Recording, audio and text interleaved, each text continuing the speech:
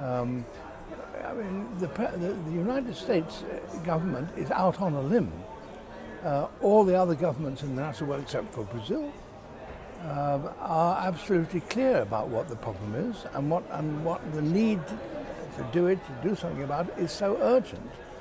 I can only hope that for whatever reason or in whatever mechanism, that will change in the United States. The trouble with big conferences like this is that they feel people around the world who are facing daily problems of whatever it is, deserts or fires or hurricanes or just concerns about what their natural world, that those kind of conferences seem remote.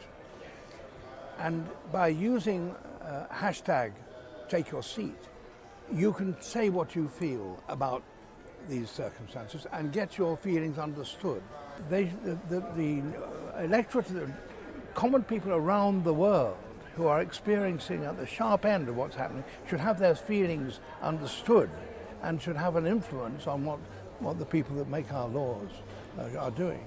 Yes, I've seen coral reefs which are, if you're a naturalist or if you're not a naturalist, they are the most stunning visions in the natural world.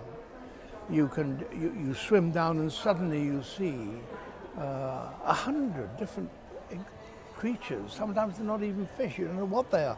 Marvelously coloured, hugely complex, all getting about their business and one thing or another.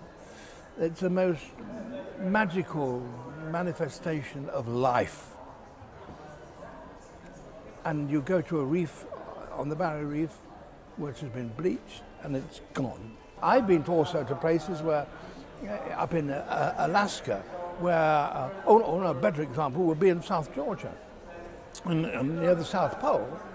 And when I first filmed there, I stood on a glacier that was just quite close to the coast, and talked about the glaciers and one thing and another. I didn't know it was going to disappear.